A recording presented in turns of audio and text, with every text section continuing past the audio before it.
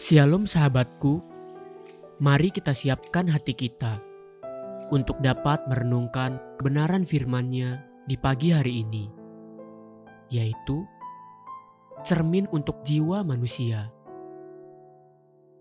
Mari kita buka Alkitab di dalam kitab Amsal 28 ayat yang pertama. Orang fasik lari, walaupun tidak ada yang mengejarnya, tetapi orang benar merasa aman, seperti singa muda.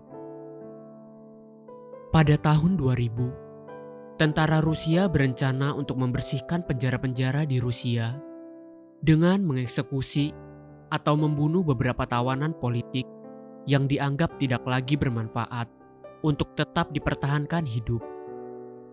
Salah satu tahanan yang menurut rencana akan dieksekusi adalah seorang pria Hungaria berusia 75 tahun bernama Andres Tomas. Andres Tomas telah mendekam di dalam penjara Rusia selama 55 tahun. Dan menurut para tentara Rusia di sana, Andres Tomas sudah mulai insen atau gila karena berbicara dengan bahasa-bahasa yang tidak dimengerti oleh mereka.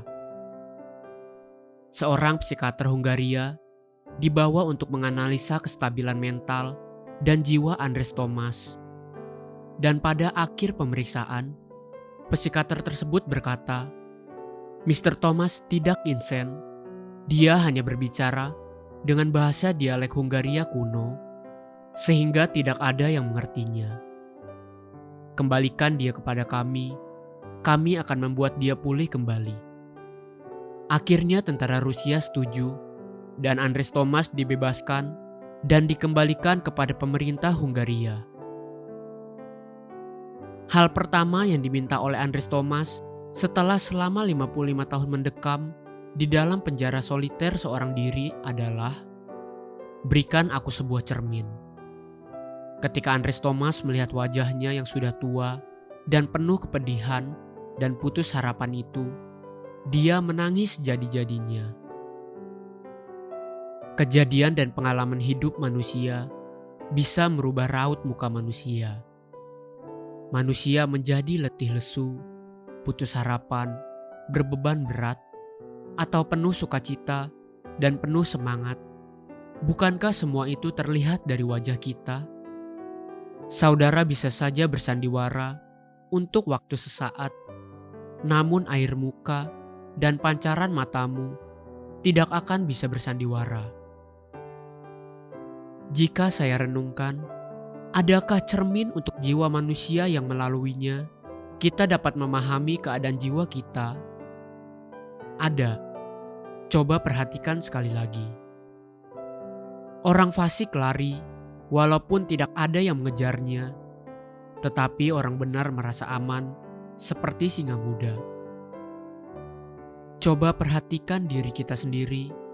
Apakah nafas ketakutan atau ketentraman dan damai sejahtera yang ada pada kita?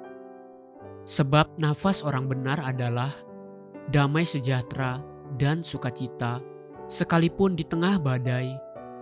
Sedangkan nafas orang fasik adalah ketakutan. Ketika Adam dan Hawa jatuh ke dalam dosa, mereka ketakutan dan bersembunyi terhadap Allah. Ketika Kain diusir dari Taman Eden karena dosa, dia ketakutan akan dibunuh orang. Dosa dan kefasikan akan membuahkan rasa takut dan cemas, bukan sekedar kekhawatiran biasa. Belajarlah untuk melihat diri kita sendiri, seperti kita mengawasi wajah kita di cermin. Jika kita temukan kerut dan kotoran, segera kita bersihkan dan perbaiki. Kapan terakhir kali kita melihat kepada jiwa kita sendiri? Bersihkan dari semua dosa dan kefasikan. Haleluya. Sahabatku, mari kita sama-sama berdoa. Terima kasih Bapa Surgawi untuk kebenaran firman-Mu pagi ini. Aku mau terus belajar dan Engkau tuntun menuju rencana agung-Mu. Amin. Jesus loves you and so do I.